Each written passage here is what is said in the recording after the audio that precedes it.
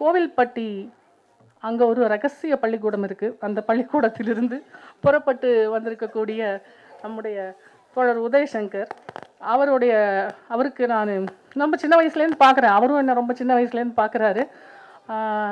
அவர் நான் குழந்தையாக இருக்கும்போதெல்லாம் அவர் இப்படி எழுதலை. குழந்தைகள் கவிஞராக அவர் இல்லை அப்படின்னு நினைக்கிறேன். அவருடைய ஒரு நேர்காணலில் அவர் சொன்ன சில வரிகளில் சொல்லி அவரை நான் அழைக்கணும்னு நினைக்கிறேன். கடந்த 30 ஆண்டுகளில் இந்தியாவின் வரலாறு மாற்றியமைக்கப்பட்டுள்ளது. பசுவை குதிரையாக மாற்றுவது, சரஸ்வதி நதி நாகரிகத்தை பற்றி புனையப்பட்ட கதைகளைப் போல புனைவுகள் பெரும்பாலும் உண்மையாக முன்வைக்கப்படுகின்றன. புனைவுக்கும் வரலாற்றுக்கும் உள்ள வேறுபாட்டை நாம் குழந்தைகளுக்கு தெரிவிக்க வேண்டும். மகாபாரதமும் இராமாயணமும் மட்டுமே இந்தியாவின் இதிகாசங்கள் என்று பலர் இன்னும் நினைக்கிறார்கள். ஆனால் நாட்டின் பன்முக இனங்களையும் மொழிகளையும் கருத்தில் கொண்டு நாம் இதை கேள்விக்குட்படுத்த வேண்டும். இந்த பிரச்சனையை தீர்ப்பதற்கும் ஆதாரமற்ற கதைகளை நம்புவதை தவிர்ப்பதற்கும் புராண கதைகள் குறித்த விழிப்புணர்வை ஏற்படுத்துவது அவசியம். நம் சமூகத்தில் பிரார்த்தனைகள் மற்றும் புராணங்கள் மூலம் புனைவுகளை வரலாறாக குழந்தைகளுக்கு அறிமுகப்படுத்தி அதன் அடிப்படையில் அவர்கள் நம்பிக்கை அமைப்புகளை உருவாக்க வழிவகுக்கிறோம். நாம் இதை பற்றி அவர்களுடன் வெளிப்படையாக விவாதித்து அதை தெளிவாக விளக்க வேண்டும். இதை அவருடைய ஒரு டெக்ஸ்டில் சொல்கிறாரு. இதையே தான் அவர் தன்னுடைய சிறுகதைகளிலும் குழந்தைகளுக்கான கதைகளிலும் சொல்வதை நாம் பார்க்கிறோம். அவருடைய லிஸ்ட்டை நான் வாசிச்சேன்னு வச்சுக்கோங்களேன். அவருடைய புத்தகத்தை எத்தனை தோழ நீங்களே சொல்லிவிடுங்க எவ்வளோ நம்பர்ஸ்ன்னு. வாசிக்கவே முடியாது. அது 250 100 220. அதனால நான் அதை மட்டும் விட்டுடுறேன். அதை நான் வாசித்தேன்னு வச்சுக்கோங்களேன், மிகப்பெரிய லிஸ்ட்டாக போகும். அவர் பெற்ற விருதுகளுமே நிறைய விருதுகள் இருக்குது. அதுவுமே பெரிய லிஸ்ட்டாக இருக்குது. எனக்கு பயமாக இருக்குது அதை வாசிக்கிறதுக்கு. நேரம் கருதி அதை எல்லாத்தையுமே நான் குறைச்சிக்கிறேன். 2023 பால சாகித்ய புரஸ்கார் விருது பெற்ற 2 பேர் இங்கே இருக்கிறாங்க இல்லையா, சொல்லி தான் ஆகணும். அதையும் தோழருடைய சிறார் இலக்கியத்திற்கான பங்களிப்பு மிகப்பெரியது. அவர் இங்கு இந்த நூல் குறித்து உரையாடுவதற்காக அவரை இங்கு அழைக்கிறேன். நன்றி.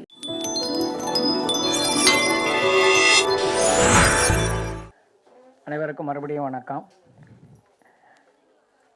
உண்மையிலேயே முதல்ல சிறார் இலக்கியத்தினுடைய அது ஒரு உலகம், தனி உலகம். ஏற்கனவே விஷ்ணுபுரம் சரவணன் சொன்ன மாதிரி அந்த உலகத்திற்குள் காலடி எடுத்து வைத்திருக்கக்கூடிய நாவே அருள் அவர்களை சிறார்களின் சார்பாக வாழ்த்தி வரவேற்கிறேன். அதாவது சிறார் இலக்கியத்தில் 3 விதமாக இருக்கிறது. எல்லாமே சிறார் இலக்கியம் இல்லை. ஏன்னா அப்படி ஒரு பார்வை நமக்கு பொதுவாக இருக்கு. ஒன்று, குழந்தைகளுக்காக எழுதக்கூடிய படைப்புகள். நான் ஏற்கனவே சொன்னேன் இல்லையா, குழந்தைகளே எழுதுகிறாங்க புத்தகங்கள், கதைகளை அது நாமளும் படிக்கலாம். அப்படி குழந்தைகளுக்காக எழுதுகிற படைப்புகள் ஒரு வகை என்றால், இன்னொரு வகை எங்களை போன்ற பெரியவர்கள் குழந்தைகளுக்காக எழுதுகிற படைப்புகள். இது 2வது வகை. 3வது, குழந்தைகளை புரிந்து கொள்வதற்காக பெரியவர்கள் எழுதுகிற படைப்புகள். அது குழந்தைகளுக்கானது இல்லை. குழந்தைகளை புரிந்து கொள்வதற்காக, குழந்தைகளின் உளவியலை புரிந்து கொள்வதற்காக பெரியவர்கள் எழுதுகிற படைப்புகள், அல்லது குழந்தைகளை மையமாக வைத்து பெரியவர்கள் எழுதுகிற படைப்புகள். நீங்கள் அப்படி தமிழ் இலக்கியத்தில் பார்த்தால் மிக அதிகமாக குழந்தைகளை மையமாக வைத்து எழுதியவர் கு. அழகிரிசாமி தான். கிட்டத்தட்ட அவருடைய கதைகளில் 1/4 20 கதைகளுக்கு மேல் குழந்தைகளை மையமாக வைத்து எழுதியிருக்கிறார். தமிழ் சிறுகதை உலகம் அல்லது தமிழ் இலக்கியத்தினுடைய அல்லது நாம் குழந்தைகளை பற்றி புரிந்து கொள்வது என்றால் கு. அழகிரிசாமியை கட்டாயமாக வாசிக்க வேண்டும். அவருடைய ராஜா வந்திருக்கிறாராக இருக்கட்டும், அன்பளிப்பாக இருக்கட்டும், இந்த கதைகளின் வழியாக அவர் காட்டுகிற உலகம் இருக்கு இல்லையா, அதெல்லாம் ராஜா வந்திருக்கிறாரெல்லாம் இன்றைக்குமே அது உச்சம்தான். அது இலக்கியத்தினுடைய உச்சம், உறுதியாக சொல்ல முடியும். அப்படி குழந்தைகளை மையமாக எல்லாரும் எழுதியிருக்காங்க. சுந்தரராமசாமி பக்கத்தில் வந்த அப்பான்னு எழுதியிருக்கிறாரு, ஜெயமோகன் எழுதியிருக்கிறாரு, தமிழ்ச்செல்வன் எழுதியிருக்கிறாரு. ஏராளமான எழுத்தாளர்கள் குழந்தைகளை மையமாக வைத்து கதைகளை எழுதியிருக்கிறார்கள். அது பெரியவர்கள் வாசிப்பதற்கான கதைகள். எல்லாருமே முகுத்து நாகராஜனை தொடாமல் குழந்தைகளுக்காக எழுதுகிற கவிதையை தாண்ட முடியாது. ஏனென்றால் முகுந்த நாகராஜன் குழந்தைகளை பற்றி எழுதிய கவிதைகள் எல்லாம் வந்து ஒரு உச்சமாக நான் நினைக்கிறேன். இப்போ ஜன்னலோர சீட்டு சொன்ன மாதிரி மிக எளிமையாக குழந்தைகளினுடைய உளவியலை மட்டுமல்ல, அவர்களுடைய அன்றாட நடைமுறையை வாழ்க்கையோடு அவர் இணைக்கிறார். ஓடுவது, துரத்துவது, பிடிப்பது, விழுவது, சறுக்குவது, எழுவது, இப்படி குழந்தைகள் விளையாடியே தங்கள் வாழ்க்கையை கற்றுக்கொள்கிறார்கள், எப்படி வாழ வேண்டும் என்று கற்றுக்கொள்கிறார்கள்னு ஒரு கவிதை எழுதியிருக்கிறார். அதே போல இன்றைக்கு தற்செயலாக ஒரு கவிதை ஒன்றை, அவருடைய கவிதையை வாசித்தேன். ஓடும் ரயிலில் குழல் விற்றவனிடம் வாங்கிய புல்லாங்குழலில் அவன் இசைத்த இசையை தேடுகிறாள் குழந்தை அப்படின்னு ஒரு கவிதை ஒன்று இன்னைக்கு முகநூலில் பார்த்தேன். முகுந்த நாகராஜனுடைய ஒரு கவிதை. குழந்தைகள் அந்த புல்லாங்குழலை வாங்கின உடனே பூன்னு ஊதி பார்ப்பாங்க இல்லையா, அதில் வந்து அவனுடைய இசையை தேடுகிறாள் அப்படின்னு அவர் இதை வந்து சொல்கிறாரு. இந்த குழந்தைகளை மையமாக வைத்து எழுதியிருக்கக்கூடிய கவிதைகளில் அல்லது கவிஞர்கள் பல புகழேந்தி, அவர் ஏற்கனவே ஒரு 20-25 வருடங்களுக்கு முன்பாகவே குழந்தைகளை மையமாக வைத்து, அதுவும் குறிப்பாக பள்ளிக்கூடத்தை வச்சு ஏராளமான பாடல் கவிதைகளை எழுதியிருக்கிறார். அடுத்தது முகுந்த நாகராஜன். கால் தவறி லேசாக மிதித்து விட்டேன் பொம்மையை, அடித்ததை விட அதிகமாக அழுகிறாள். இப்படி ஒரு கவிதையை வெண்ணிலா எழுதியிருக்கிறார். பொம்மையை வந்து மிதிச்சதுக்கு, என் பொம்மையை மிதிச்சிட்டியே அப்படின்னு சொல்லி அந்த குழந்தை வந்து அதிகமாக அழுகிறாள் என்று குழந்தையினுடைய மனநிலையை சொல்கிற ஒரு கவி. குழந்தைகளின் விரல்களால் வரையப்படும் போது பூக்கூடையும் மீன்கூடையும் ஒரே மனத்தை பெற்று விடுகிறது. நமக்கு தான் பூக்கூட மீன்கூட, குழந்தை வரையும் போது அது ரெண்டும் ஒரே மாதிரியாக தான் வாசனையோடு இருக்கு அப்படின்னு சலோனியான்னு ஒரு கவிஞர், ஒரு அம்மா எழுதியிருக்கிறாங்க. குளியல் சோப்புகளை குளிப்பாட்டி குளிப்பாட்டி மகிழ்ச்சியில் கரைந்து போகின்றன குழந்தைகள்.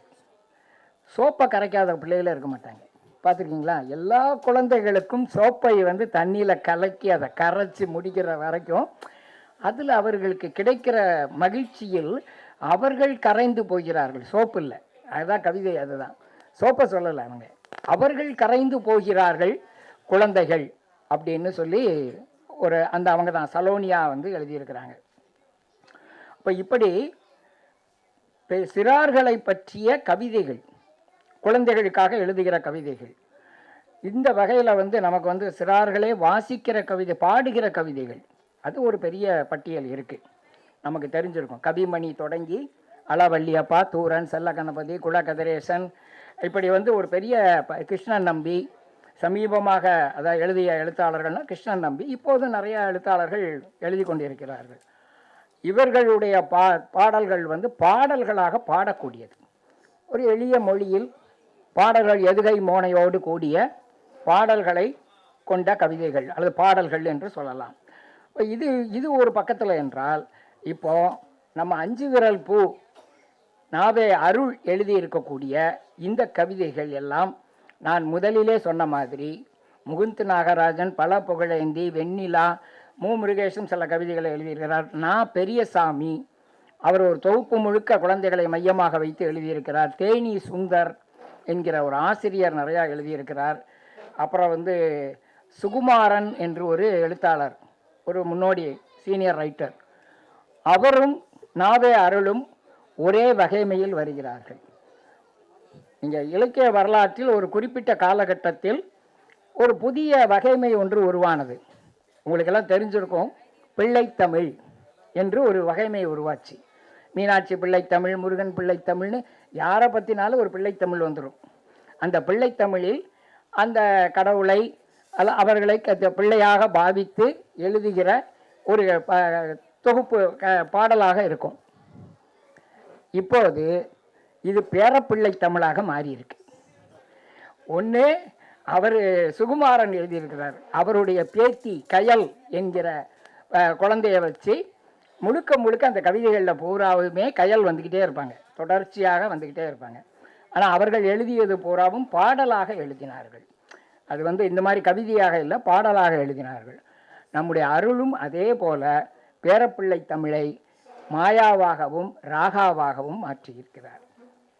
இவருடைய கவிதைகளில் உண்மையிலேயே வந்து நம்ம சொல்லுவோம் இல்லையா, அவர் ஒரு கவிதை எழுதியிருக்கிறார்.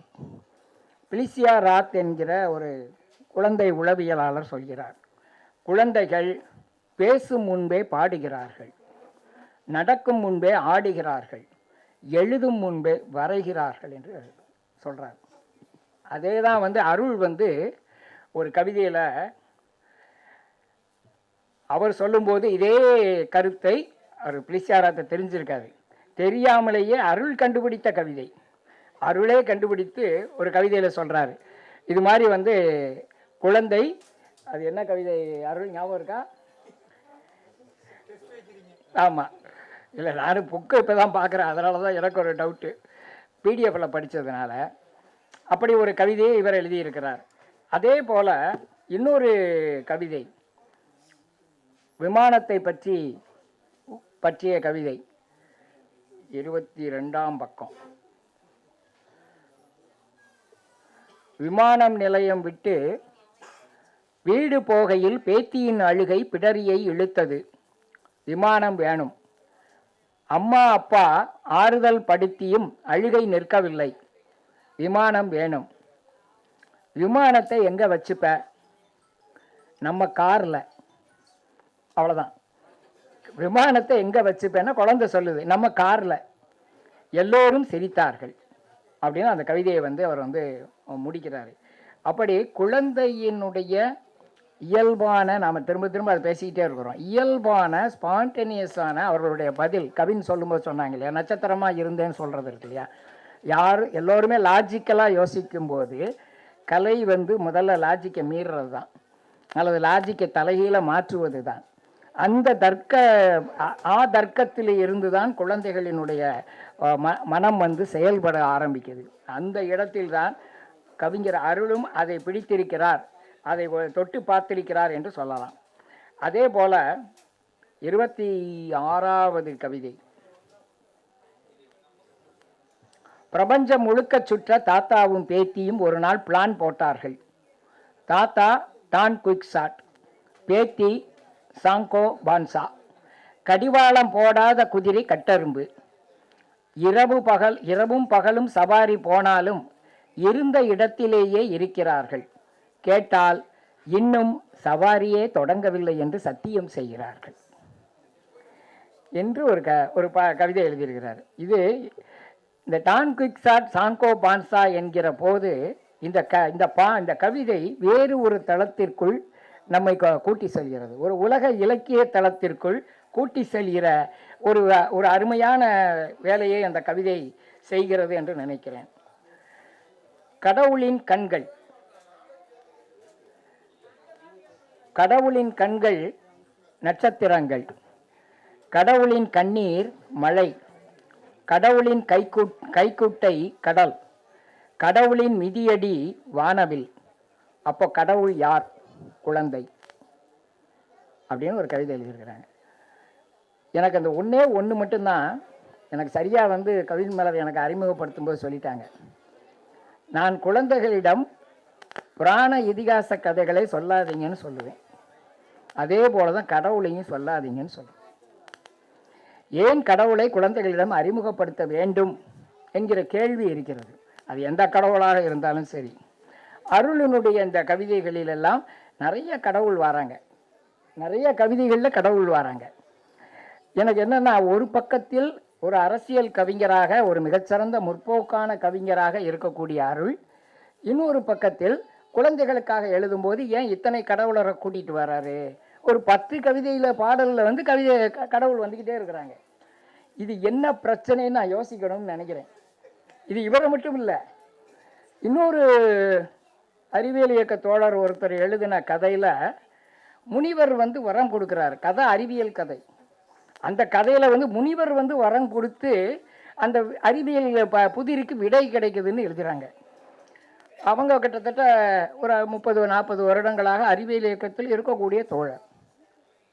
இப்போ நம்ம குழந்தைகளை குறைவாக மதிப்பிடுகிறோமா அல்லது சிறார் இலக்கியத்தை குறைவாக மதிப்பிடுகிறோமான்னு ஒரு சந்தேகம் வருது. இயல்பாக அப்படி ஒரு சந்தேகம் வருது. அப்படியான பாடல்களை நான் விட்டுறேன். நான் அதை கணக்கில் எடுக்கலை. ஏன்னா ஒரு கவிஞர் ஒருத்தர் என்னிடம் ஒரு தொகுப்புக்கு முன்னுரை கேட்டபோது அனுப்புங்கன்னு சொன்னேன். எடுத்து திறந்து பார்த்த உடனே கடவுள் வாழ்த்துன்னு இருந்தது. நான் அவரை கூப்பிட்டு, இது என்னுடைய கொள்கைக்கு சரி வராது, அதனால் நான் உங்கள் கொள்கையை மதிக்கிறேன், ஆனால் இது என்னுடைய கொள்கைக்கு சரி வராது, அதனால் என்னால் எழுத இயலாதுன்னு சொல்லிட்டேன். அப்போ அவருக்கு சொன்னதை தானே அருளுக்கும் சொல்லணும் இல்லையா? அருளுக்கு மட்டும் நான் என்னுடைய தோழர் என்பதால் நான் அதை பெருமைப்படுத்த முடியாது என்று நினைக்கிறேன். அப்போ அந்த இடம்லாம் எனக்கு இன்னும் கொஞ்சம் அருள் மிக சிறப்பாக அதை பண்ணியிருக்க முடியும். ஏனென்றால் இவ்வளவு கூர்மையான மொழியை அவ்வளவு கூர்மையான அரசியல் கவிதைகளில் பயன்படுத்தக்கூடிய அருள் குழந்தை கவிதைகளில் கடவுளை விட்டுட்டே எழுதியிருக்கலாமே. ஏன் நமக்கு ஒரு எலிஜிபிள் நம்ம அப்படி என்ன மேஜிக்கை எப்படி பண்ணுறது? சிறார் இலக்கியத்தில் அது எல்லாருக்கும் ஒரு சந்தேகம் வரும். அப்போ எப்படி மாயாஜாலத்தை சொல்கிறது? தேவதை வச்சுக்கோங்க, ரொம்ப பிரச்சனையே இல்லை. எந்த மதமாக இருந்தாலும் சரி தேவதை பிரச்சனையே இல்லை. ஃபேரி டால்ஸ்ன்னு சொல்கிறோம் இல்லையா, ஃபேரிஸை வச்சுக்கலாம். அப்படி ஒரு இது வந்துடும் இல்லையா? அதனால் இந்த மாதிரி விஷயங்களில் நாம் இது குழந்தைகளுக்கானது இல்லைங்கிறதுனாலையும் ஒரு பிரச்சனை இல்லை. இது குழந்தைகளுக்காக நேரடியாக நம்ம சொல்ல போகிறதில்ல இந்த கவிதைகள் எல்லாம். ஆனால் நாம் வாசிக்கும் போது கூட கடவுளும் குழந்தையும் ஒன்று என்கிற ஒரு பழைய இன்னும் சொல்ல போனால் அறுதப்பழசான ஒரு மதிப்பீடு இருக்கு இல்லையா? அந்த மதிப்பீட்டின் வழியாக நாம் சிறார் இலக்கியத்தை அணுகக்கூடாது என்கிற எச்சரிக்கை வேண்டும் என்று நான் மீண்டும் மீண்டும் நினைக்கிறேன். கடிகார முட்கள் கவிதை ரொம்ப அருமையான கவிதை. அவர் ஏற்கனவே சொல்லிட்டாரு. அப்புறம் இன்னொரு விஷயம் எனக்கு தோணுனது என்னன்னா, குழந்தைகள் பாடல்களில் கவிதைகளில் கொலை கருவிகள் வருது, அகிம்சை பீரங்கி வருது. எனக்கு எதுக்கு பீரங்கி எல்லாம் இன்னும் அருள் அரசியலில் இருந்து வெளியே வரலையோன்னு எனக்கு தோணுச்சு. அகிம்சை பீரங்கியை குழந்தைகளுக்கான கவிதையில் சொல்கிறாரு. சர்வாதிகாரம் அப்படின்னு சொல்கிறாரு. குழந்தைகளினுடைய சர்வாதிகாரத்தில் பெரியவர்கள் பொம்மைகளாக நிற்கிறார்கள் அப்படின்றதெல்லாம் வருது. இந்த மாதிரியான இது நாம் வாசிப்பது என்பது வேறு. ஆனால் குழந்தைகளினுடைய அந்த மன இயல்பு இருக்கு இல்லையா, அவர்களுடைய இயல்பு அதுதான் ரொம்ப முக்கியம்னு நினைக்கிறேன். அதற்கு ஏற்ற மொழி நடை ரொம்ப ரொம்ப முக்கியம். நீங்கள் அவ்வளவு ஒரு வழிக்கிட்டு போகிற மாதிரியான ஒரு சொற்கள். இப்போ நான் சில கவிதைகளை நான் வாசித்தேன்ல, அதில் இன்னொரு கவிதை கூட இருக்குது. என்ன கவிதைனா, அழும் பொம்மைகளை குழந்தைகளுக்கு பிடிக்காது, அழும் பொம்மைகளை குழந்தைகளுக்கு பிடிக்காது, அழும் குழந்தைகளுக்கு பிடித்து விடுகின்றன பொம்மைகளை. அழும் பொம்மைகளை குழந்தைகளுக்கு பிடிக்காது, அழும் குழந்தைகளுக்கு பிடித்து விடுகின்றன பொம்மைகளை என்று வெண்ணிலா ஒரு கவிதையை எழுதியிருக்கிறாங்க. நீங்கள் கவிதை நம்ம குழந்தைகளை மையப்படுத்திய கவிதைகள் என்றாலும் நாம் எப்படி கவிதைகளை நாம் சொல்கிறோம் என்பது ரொம்ப ரொம்ப முக்கியம் என்று நினைக்கிறேன். அந்த வகையில் இந்த தொகுப்பில் பல கவிதைகள் மிகச்சிறந்த கவிதைகளாக இருக்கிறது. அதிலெல்லாம் ஒன்றும் சந்தேகம் இல்லை. ராகா, நீ ஒரு தங்கச் செடி, கைகளும் கால்களும் குலுங்கும் பூங்கொத்துகள். ராகா, நீ ஒரு தங்கச் செடி, கைகளும் கால்களும் குலுங்கும் பூங்கொத்துகள். ஒரு காட்சியாக ஒரு படிமமாக ஒரு குழந்தையை இது சொல்கிற விதம் இருக்கு இல்லையா, அது மிக பிரமாதமாக அவர் சொல்கிறாரு. மாயா, நீ அர்த்தம் ஒன்று சொல்லி, நீ ஏதாவது ஒன்று சொல்லி அர்த்தம் தெரியாமல் நான் குழம்பும் போது நீ அப்படி சிரிப்பாய் ஒரு சிரிப்பு. அது சிரிப்பல்ல, என் இதய கிணற்றில் துன்பங்களையும் கவலைகளையும் தூர் எடுக்கும் பாதாள கரண்டி என்று ஒரு கவிதையில் சொல்கிறார். ஒரு குழந்தையின் சிரிப்பை எப்படி பெரியவர்கள் இப்போ நம்ம சொல்கிறோம் இல்லையா, சிரிக்கிறத பார்க்குறது அப்படிங்கிறத, அந்த சிரிப்பு என்ன செய்யும், நம்ம மனதில் என்ன மாயாஜாலத்தை உருவாக்கும் என்று நம்ம நினைக்கிறோம்ல, அப்படியான ஒரு கவிதையையும் அவர் எழுதியிருக்கிறார். சர்வாதிகாரத்தை விட்டுறேன்.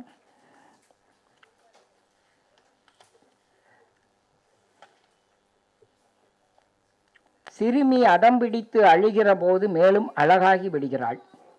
அப்போது அஷ்டகோணலாகும் உதடுகளில் அற்புதங்கள் நடனமிடும். அழுகையின் அழகு என்னை ஒரு துன்ப விரும்பியாய் துவைத்து எடுக்கிறது. அடிக்கடி அளவைக்கும் ஆசை அடிமனதில் எழுகிறது. புரியுதா? அடிக்கடி அளவைக்கும் ஆசை அடிமனதில் எழுகிறது. மாயாவும் ராகாவும் பத்திரமா இருங்க தாத்தா கிட்ட இருந்து. ஆனால் குழந்தைகள் அழுதாலும் சிரித்தாலும் நம்ம பார்க்கறதுக்கு நாம அது விலகி நிற்கிறோம் இல்லையா? பேரண்ட்ஸ் தான் கஷ்டப்படுவாங்க. தாத்தாவா இருக்கிறவங்க வேடிக்கை பார்த்துக்கிட்டே இருப்பேங்க. நான்லாம் பேரப்பிள்ளை அழுதான்னா தூரமாக நின்று அப்படியே வேடிக்கை பார்த்துக்கிட்டே இருப்பேன். அவன் எப்படி சமாதானம் ஆகிறானா இல்லையா, எதுக்கு அடம் பிடிக்கிறான் அப்படிங்கிறது எல்லாமே. அப்படியே ஒரு தாத்தாவாக இருந்து பேர குழந்தைகளை பார்த்து அணு அணுவாக ரசித்து அதை அவர் இந்த தொகுப்புக்குள்ளே கொண்டு வந்திருக்கிறார். உண்மையிலேயே இந்த 5 விரல் பூ என்கிற அந்த ஒரு படிமம் அது ரொம்ப ரொம்ப முக்கியமான ஒரு. எனக்கு அந்த 5 விரல் பூன்னு சொன்ன உடனே நம்முடைய செங்காந்தல் மலர் தான் எனக்கு நினைவிற்கு வந்தது. செங்காந்தல் மலரில் இருக்கக்கூடிய இதழ்கள் தான் நினைவுக்கு வந்தது. அப்படி ஒரு கவிதை தொகுப்பை குழந்தை உலக கவிதைகள் என்ற தலைப்பிட்டு அப்படி ஒரு கவிதை தொகுப்பை கொண்டு வந்திருக்கிறார். இப்போ நான் ஏற்கனவே சொன்ன மாதிரி பேரப்பிள்ளை தமிழ் என்று எழுதியிருந்தாலும் அதையும் அந்த ஒரு விஷயத்தையும் சொல்லணும்னு நினைக்கிறேன். அளவள்ளியப்பாவும் மு வரதராஜனாரும் பிள்ளைத்தமிழ் சிறார் இலக்கியம் இல்லைன்னு அப்போவே சொல்லிட்டாங்க. 1960 சொல்லிட்டாங்க. அவங்க அப்போவே சிறார் இலக்கியம் இல்லை, பிள்ளைத்தமிழ் சிறார் இலக்கியம் இல்லை, திருக்குறள் சிறார் இலக்கியம் இல்லை, ஆத்திச்சூடி சிறார் இலக்கியம் இல்லை, இதெல்லாம் அந்த காலத்திலே சொல்லி வச்சுட்டு போயிட்டாங்க. இப்போ இதெல்லாம் சிறார் இலக்கியம் இல்லைன்னு சொன்னால் உண்மையிலேயே நம்ம கல்வித்துறையே காணாமல் போயிருமோன்னு எனக்கு சந்தேகமாக இருக்குது யோசிச்சு பார்த்தா. ஏன்னா அதை வச்சு தான் நூலகங்களில் பூராவும் ஆத்திச்சூடி கதைகள் என்று சொல்லியே ஒரு பாதி புத்தகங்கள் இருக்கு. 100 புத்தகம்னா அதில் 50 புத்தகம் ஆத்திச்சூடி கதைகள், 50 புத்தகம் திருக்குறள் கதைகள், 50 புத்தகம் நன்னெறி கதைகள், நீதிநெறி கதைகள் என்று முழுக்க முழுக்க இதுதான் நூலகங்கள் நிறைந்து கிடக்கிறது. நம்ம இதை எல்லாவற்றையும் நாம் கணக்கில் எடுக்க வேண்டும் சிறார் இலக்கியம் என்ற வகையில். நான் அப்படித்தான் நினைக்கிறேன். அதனால் ஒரு தவறான வழிகாட்டுதலோ அல்லது தவறான புரிந்து கொள்ளுதலோ மக்கள் மத்தியில் குழந்தை இலக்கியம் குறித்து, சிறார் இலக்கியம் குறித்து அல்லது சிறார்களினுடைய உளவியல் குறித்து இது குறித்தெல்லாம் வந்துவிடக்கூடாது என்பதில் எச்சரிக்கையாக இருக்க வேண்டும். உண்மையிலேயே நம்முடைய கவிஞர் அருள் அவர்கள் எனக்கு தெரியும், அவரை நீண்ட நாட்களாக தெரியும், 30 வருடங்களாக தெரியும். முதலாக குழந்தை இலக்கியத்திற்குள் அடியெடுத்து வைத்திருக்கிறார். அவரை ஒரு கவிதையில் சொல்வதை போல, நீ முதலில் குழந்தையாக மாறு தாத்தா என்று மாயா சொல்வதாக ஒரு கவிதை எழுதி இருக்கிறார். அவர் இன்னும் முழுமையான குழந்தையாக மாறவில்லை. எனவே மாயாவும் ராகாவும் சேர்ந்து தாத்தாவை முழுமையான குழந்தையாக மாற்றுங்கள் என்று கூறி வாழ்த்தி விடைபெறுகிறேன். நன்றி.